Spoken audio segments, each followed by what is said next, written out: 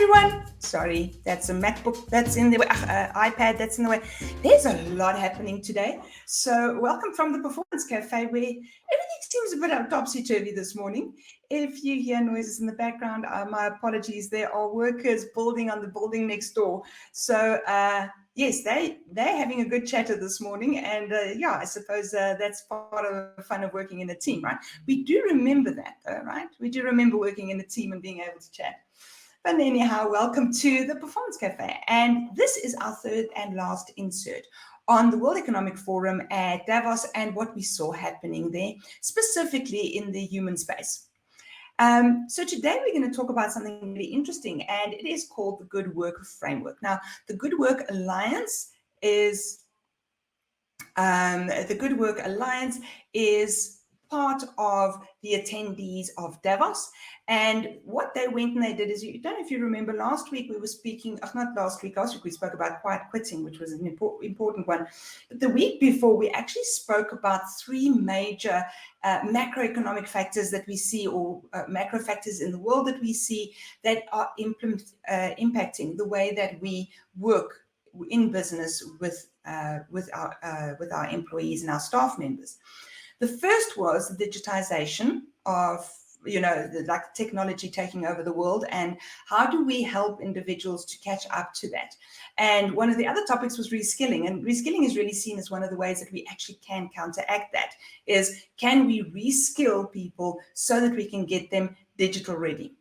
And then the third one was, of course, the green transformation. What are we seeing happening with regards to, all these things actually, I suppose, speak to the S in ESG, the social measures. What are we seeing happening with environment, social, and governance?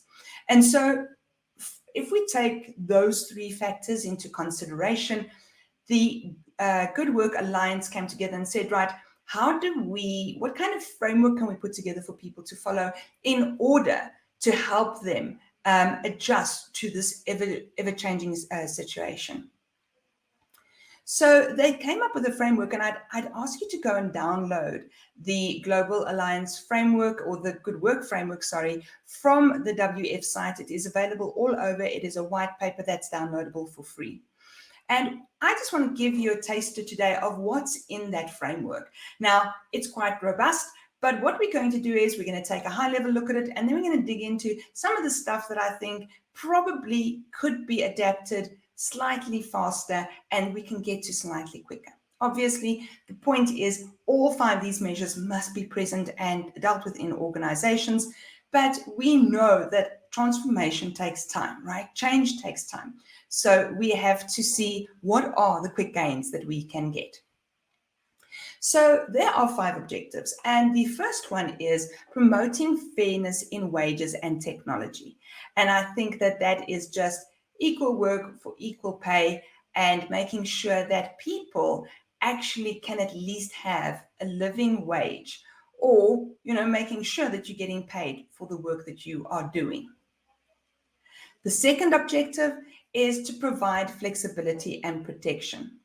And what happens is we want everyone to have the flexibility that they need where possible and appropriate, but that they're still protected as employees, and that they still have certain rights under the labor laws. Number three is to deliver on health and well-being, and I think not enough can be said about this. So how do we safeguard well-being at work? How do we make sure that people really have the care at the office so that they have a place to go when things get tough, that someone can help? Because it's not just good for the business, it's good for them as well. Number four, drive equality, equity, and inclusion, right? We want to make sure that the workplace profile reflects what the demographic out there looks like. And again, it's one of those more challenging ones. Being a South African, I understand what transformation takes, and I have seen all the different hiccups that we've gone through as a society. That doesn't mean that is reason enough to stop. We simply have to keep going. Remember, I said some of the stuff, and this is actually going to take longer to get into business than others. Then number five, the last one, is foster employee learning and employability. Because if we teach more, we can employ people further. We think about cross-skilling and the like there. And what we want to do is, remember we spoke about upskilling and reskilling individuals? Well, that's exactly the idea that we take away from this, is how do we upskill people, give them more skills, cross-skill them, so that things like the digital divide gets minimized, because we can actually take care of that. Right, so let's take a deeper look. So I'm going to take a deeper look at number 3, 4, and 5. Number 3, delivering on health and well-being. So firstly, I think there's an important thing, and I'm so glad in South Africa, we do seem to be incredibly good at this. With our Occupational Health and Safety Act and the way it gets implemented in businesses, it's important that we protect the safety of the work of the employees in the workplace. And the reason for that is that if we cause any damage to them, not only do we lose a valued employee, but there is also then the knock-on effect of what impact that has on the business from a perspective of how do we function, how do we carry on producing, are there any costs involved? In South Africa, if something happens, the employee has to pay for that employee's recovery. Next, providing psychological safety. This is something we can do tomorrow, right? It's so easy. Just change the mindset. Allow people to feel heard. And I think that's the important thing. People often go, well, if they say something, then I'm going to have to do it. So if they come and complain that something's wrong in the workplace, I'm just going to have to fix it like that. I'm not saying that you need to agree, that you need to agree, not disagree.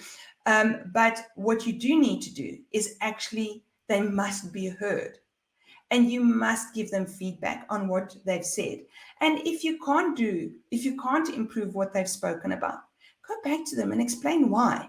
Most people are quite reasonable if we just give them our thinking and we're transparent about how we got to that point.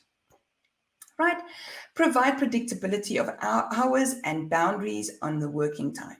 Right? Not enough can be said. We can fix this today. A lot of people over COVID have come up with this end of their signature, the end of the signature they put there. If you receive my email out of office hours, please note, this just happens to suit my working pattern. Please feel free to wait until your office hours to respond. It's as easy as that. And this one's kind of close to my heart, not just because it's so easy to fix, but also because I think sometimes we don't realize, especially as leaders, that we set the tone. So if as a leader, I'm constantly sending emails after hours, I'm constantly calling after hours, I'm constantly making demands after hours, I might do that because it suits my working time or my working schedule. But what happens is the message to employees and team members is, if you don't do the same, then you're not playing the game. Then you're not a team member, right? So when you are sending those emails, give it some thought. Would it be that bad just to schedule the email for 7:30 the next morning when, that team member actually is available and awake and ready to get to work? And it's so easy with the technology that we have. Not only does it break the psychological understanding or cycle that after hours work is expected and demanded, but also it shows your respect for the time that you as an employer are not paying for. Next, ensure that workers feel valued and find a purpose in their work. So sometimes, and I think I had a lot of this when I was younger, people would give you busy work. You had a role because there was a place. But if they couldn't keep you busy, they would give you busy work. So it would be awful work that just needed to be done to keep you busy, but you still had to find value in that work.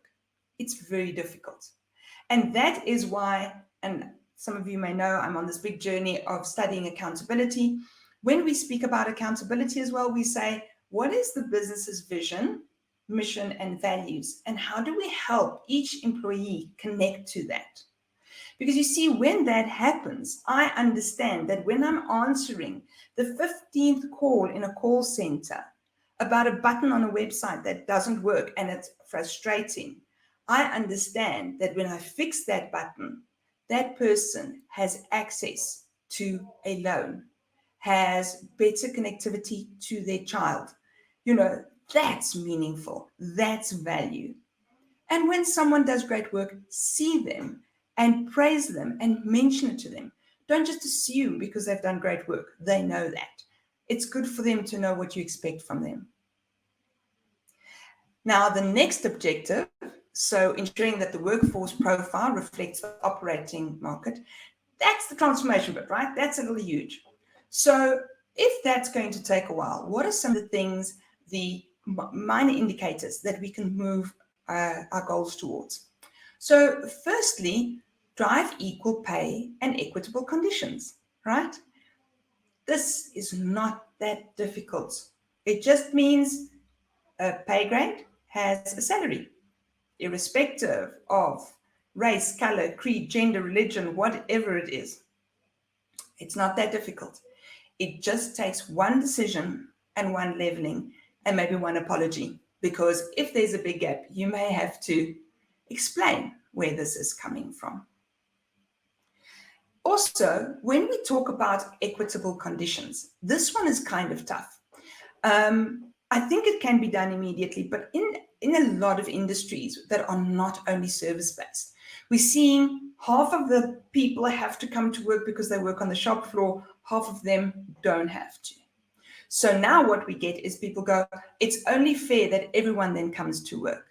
It may be fair, not sure that that's the right term, but sometimes people who provide a service actually are better off working from home where it is quiet and where they can hear themselves think and they don't have so many interruptions. I think we need to get out of the headspace of, you know what, if I can't do for A, I can't do for B. Well, you know what?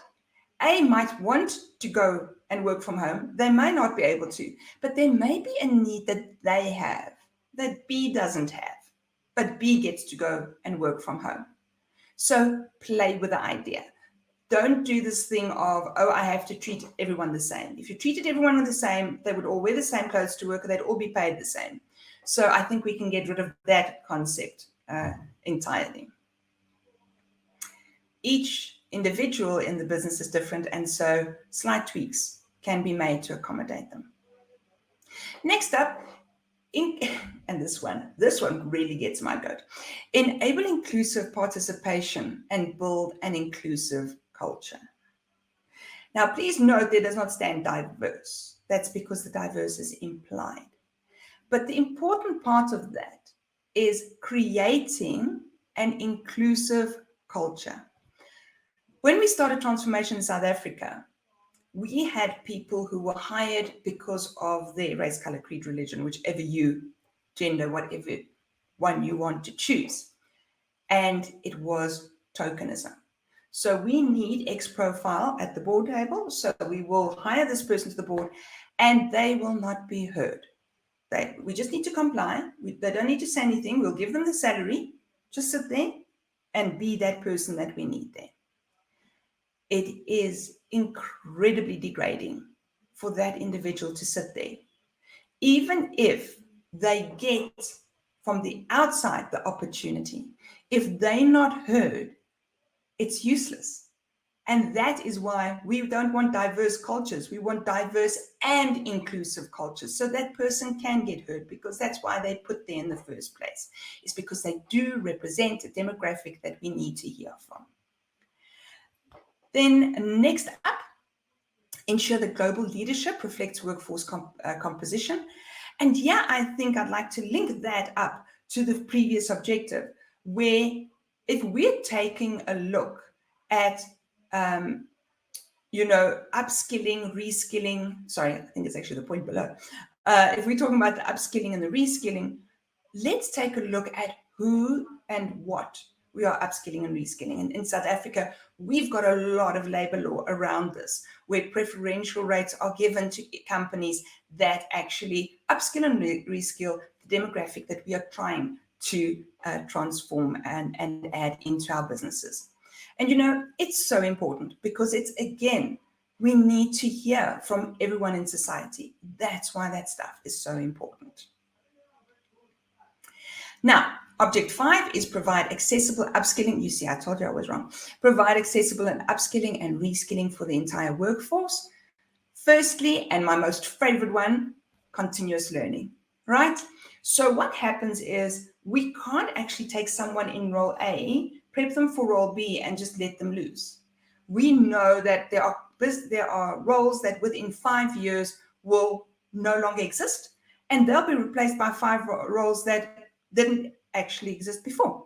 So what we need to do is, irrespective of the business, of the roles, continuous learning must be part of the process.